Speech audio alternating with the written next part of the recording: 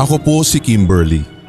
Kung solid ka sa channel na ito, malamang ay matatandaan mo ang kwento na aking unang ibinahagi dito sa SHS at maging sa Sindak Short Stories, at ito ay patungkol sa White Lady na minsang nakita po ng kalaro ng kapatid ko na dumiretso daw po sa isang kwarto sa bahay nila lolo at lola. By this time, ibabahagi ko naman ang naranasan ng isang pinsan kong nabuntis noon ng kanyang boyfriend, ngunit ayaw tanggapin ng kanyang mga magulang, kaya si lola na po ang nagpursige para kumbinsihin yung pinsan kong buntis na ito na dun muna sa compound nila lola mamalagi. Yaman din lang, nung panahong iyon ay meron pong kasambahay sina lolo at lola. Siya rin po ang uutusan nila para maging kasama at mag-aalaga sa pinsan kong nabuntis. Isang gabi, sinamahan ko po na matulog yung pinsan kong iyon sa kabilang kwarto, kung saan ito nga yung naging kwarto niya pansamantala. Malalim na rin po yung gabi nung panahong yun nang naramdaman ko na meron pong humahangos at pumunta sa isang sulok ng kwarto namin ng pinsan ko. Doon nga'y naramdaman ko at narinig yung kanyang paghingal. Pagdilat ko, nagulat ako, Sir Red, dahil yung kasambahay ni Lola ang naroroon sa sulok. Pawis na pawis at hingal na hingal habang nagpapaypay kahit pa nakatutok na nga sa kanya yung isang electric fan. So nagising na rin po yung pinsan ko matapos nun at tinanong namin kung ano ang nangyari.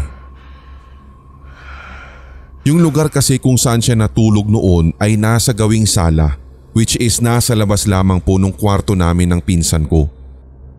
So nung nilapitan ko nga siya, Sir Red, nagulat din ako dahil nasa ibaba na ng higaan namin yung kanyang hinihigaan sa labas. Inamin ito sa amin na meron daw po siyang masamang panaginip at doon nga'y hinahabol daw siya ng aswang at nahawakan pa nga daw po siya sa kanyang braso.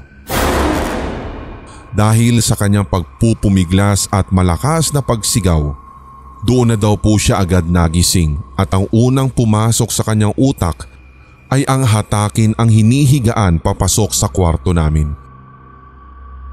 Sabi naman ng pinsan ko, kapag daw na naginip ka na hinahabol ka ng kung ano, ibig sabihin ay may tinatakasan ka raw na problema.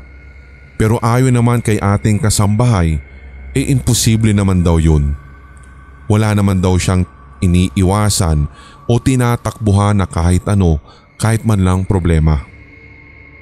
Pero isa sa naging palaisipan sa amin, Sir Red, ay ang pagsabi niya na sa kanyang panaginip ay nakita daw niya ang duster ng lola namin na nakasampay sa bintana. Tinanong namin kung ano yung tungkol doon at bakit tila naging palaisipan sa kanya iyon. Pag-aamin niya, nakita daw niya sa panaginip na iyon ang mismong suot ng aswang. Hindi na lamang po namin gaanong inintindi yung nangyaring iyon dahil baka nga meron talagang pinagdaraanan si ating kasambahay at ayaw lamang niyang aminin. Kaya ang ending, napagdesisyon na namin na matulog na ulit. Kinaumagahan, nagulat kaming lahat at napaisip kung ano ang nangyari sa labas ng pinto nila Lola. May balahibo po doon ng bibe. Kulay puti at itim at nagkalat po ito na parang may nagsabong. Hanggang sa narealize namin na merong puting bibe si Lola. Doon po sa open area sa gawing baba ng bahay ay naroroon nga yung alaga niya. Pero ang ikinagulat namin, Sir Red, yung puting bibe na alaga ni Lola ay patay na nang makita namin. Pero nagkalat din po sa paligid nito, bukod sa balahibo nitong puti, ay yung itim na balahibo na kapareho sa nakita namin sa labas ng pinto ng bahay nila Lola. Doon namin talaga naisipan, puti lang talaga ang mga bibe na alaga nila Lola at wala talagang itim doon. Hanggang sa nalaman ko po na umamin yung kasambahay kay Lola na buntis din pala siya. Doon na tuloy nagkaroon ng kasagutan kung bakit nananaginip siya na hinahabol siya ng aswang at gusto pa siyang kunin nito.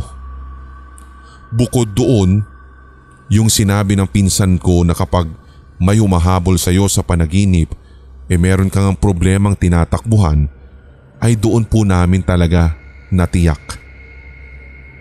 Hanggang sa napaamin namin si ating kasambahay.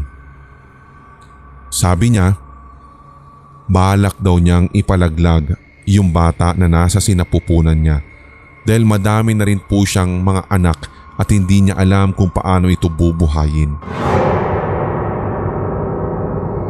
Kung itatanong po ng inyong mga tigapakinig kung natuloy ba yung kanyang masamang plano, awa ng Diyos ay hindi po. Naliwanagan po siya sa pag-eksplika sa kanila ni Lola. Hanggang sa nauwi sila sa desisyon na yung bata na dinadala ni ating kasambahay na sa oras na ipinanganak ay ipaampon na lamang daw at tutulungan na lamang daw siya ni Lola. Ang punto ni Lola, kahit gaano kahirap ang buhay, ay hindi daw dapat iyon ang magiging resolusyon.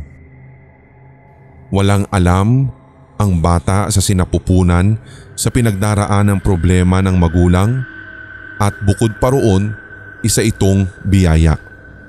Sapagkat madami ang mag-asawa na hindi magkaanak pero at least si ating kasambahay ay nabiyayaan pa.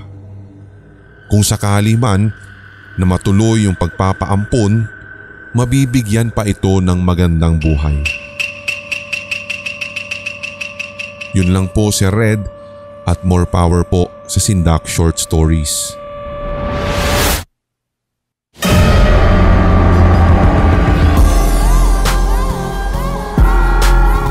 At inyong napakinggan ang tampok na one-shot Tagalog horror story.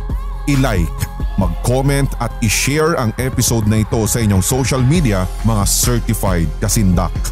Huwag pahuhuli sa mga bagong kwentong katatakutan dito sa ating channel, kaya pindutin na ang subscribe button at ang notification bell. Hanggang sa susunod na kwentuhan dito sa Sindak Short Stories.